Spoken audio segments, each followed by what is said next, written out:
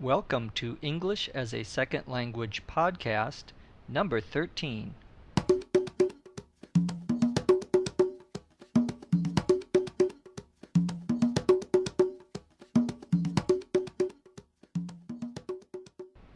Welcome to English as a Second Language podcast, episode 13. My name is Dr. Jeff McQuillan, Senior Researcher at the Center for Educational Development. We're coming to you from Los Angeles, California, and we welcome all our new listeners. If this is the first time you've listened to this podcast, please go to our website, www.eslpod.com. That's www.eslpod.com for more information on how you can get the most out of these podcasts. Today's podcast is going to be about dining out. Our last podcast, number 12, we talked about me going to my favorite Italian restaurant here in Los Angeles. And we went to the restaurant, we sat down, and we were just ready to order. We were getting ready to order our meal. And that's where we're going to continue today. If you haven't heard pod number 12, it's okay. You'll still understand the story. If you want to hear the first part of the story, go to our website and you can download it there. Now let's get started.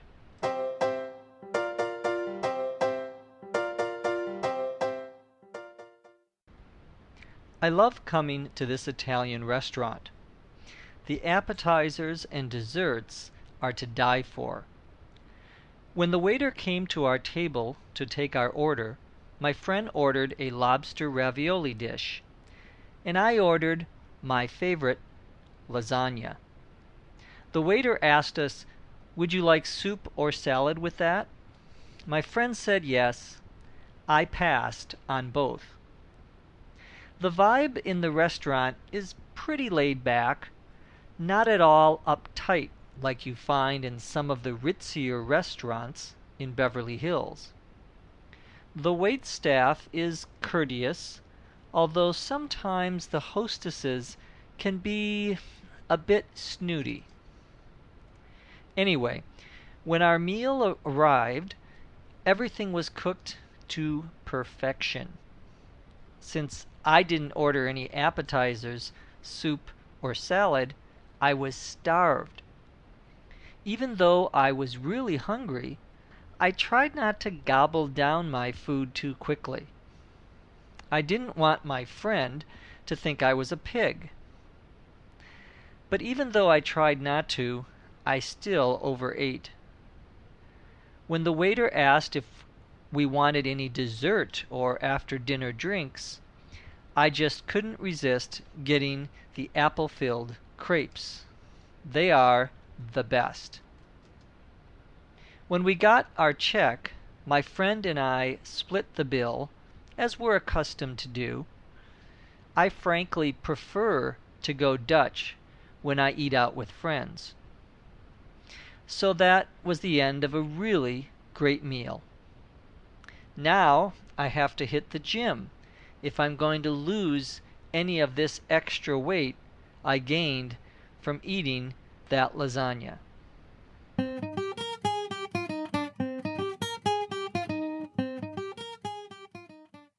Now let's talk about some of the vocabulary that I used during my discussion. At the beginning, I said that the appetizers and desserts are to die for. The expression to die for means that they're absolutely wonderful, they're great, they're excellent, it's the best. We usually use this expression when talking about a food or a type of food that we really like. Of course, this expression, to die for, isn't meant to be taken literally. We are not really going to die for some food, but it's so good that we could die for it. The waiter came to take our order, and that's the expression we use, to take your order. So you might, for example, say, "Excuse me, could you ask the waiter to come over and take my order?" If you needed to get service at your table, if you needed to have the waiter come to your table and he or she had not yet come. We also mentioned that the waiter offered us soup or salad. This is a common expression also. An appetizer or a soup or a salad is common, of course, before a meal. I said that, quote, "I passed on both," unquote. In other words, I passed on means that I refused. I decided to not have any. I declined it. This is a common expression that we use not just for food, but anything that we don't want to do. It's somewhat informal. You can say, for example, I passed on going to the opera tonight. Instead, I'm going to stay home and watch television. Sometimes people will say, "Do you want to go to my friend's house?" And you can respond, "I pass," or simply pass. Again, that's an informal expression used mostly among people, friends that you know. I mentioned that the vibe in the restaurant is pretty laid back. Vibe, V-I-B-E, means the atmosphere, the feeling, the general tone or way that you perceive the environment.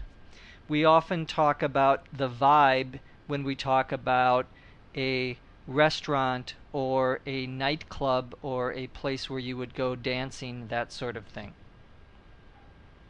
I said that it was pretty laid back, meaning it was very relaxed. And this is an informal expression. To be laid back means to be relaxed. It's the opposite of uptight. I mentioned that this restaurant that I went to was not at all uptight, meaning the people there were relaxed. They weren't getting anxious over anything. To be uptight means to be overly concerned, to be so concerned that you bother other people. We'll often say, "Don't be so uptight," which means don't be so anxious, don't be so worried about what is happening. I also mentioned that the restaurant was better than some ritzier restaurants in Beverly Hills. The term ritzy means expensive, very high class. That's a ritzy restaurant, or that's a ritzy hotel. We usually say it about a restaurant or a hotel. I mentioned in talking about the wait staff, and the wait staff means those who are waiters or those who are hosts and hostesses, that they were courteous, but sometimes the hostesses can be a bit snooty. To be snooty is to think that you're better than someone else. To be snooty means that you don't associate, you don't hang around with, you don't talk to people who you don't think are your equal. It's a negative expression in describing someone. A couple of other expressions I used. I said that I was starved, meaning I was very hungry. Literally, to starve means to go without food, and of course, eventually you would die if you don't eat food. Here it just means very, very hungry. We'll say that a lot. Again, somewhat informal expression. Let's go eat. I'm starved means I'm very hungry. I mentioned that I tried not to gobble down my food.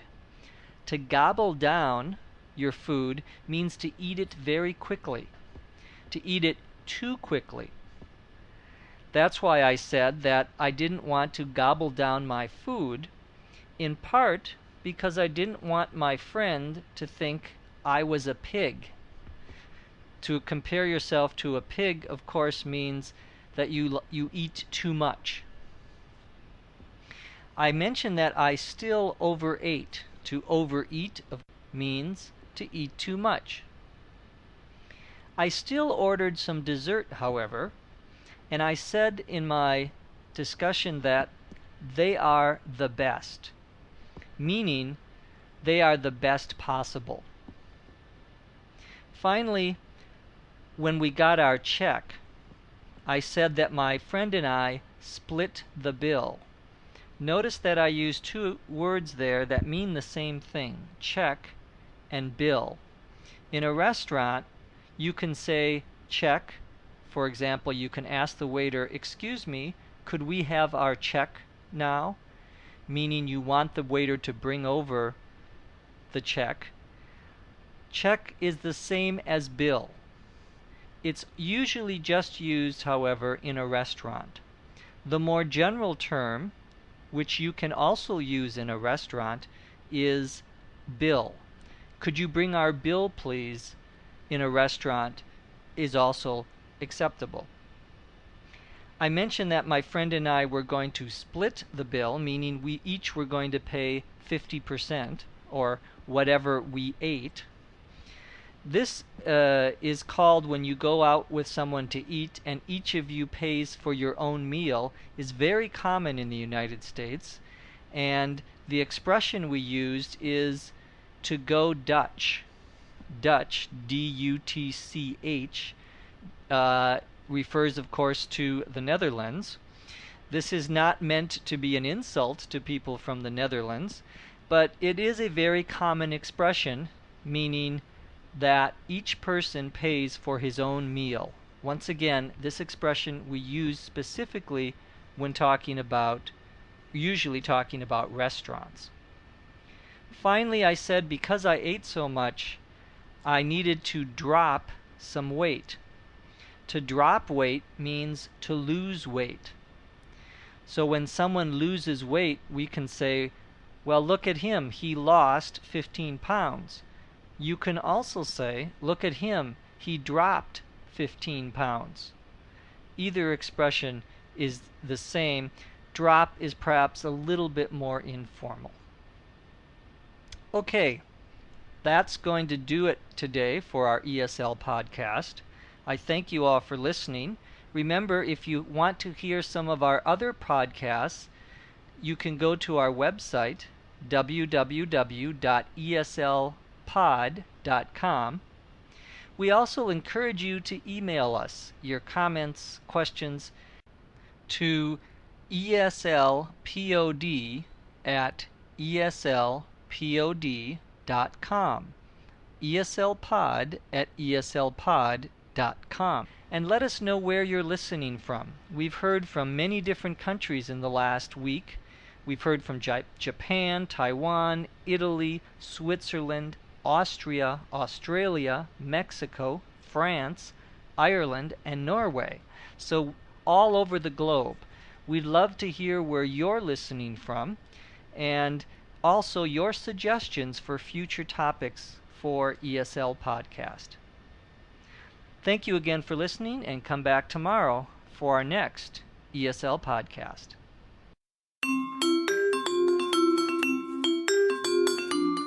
ESL Podcast is produced by the Center for Educational Development in Los Angeles, California. This podcast is copyright 2005.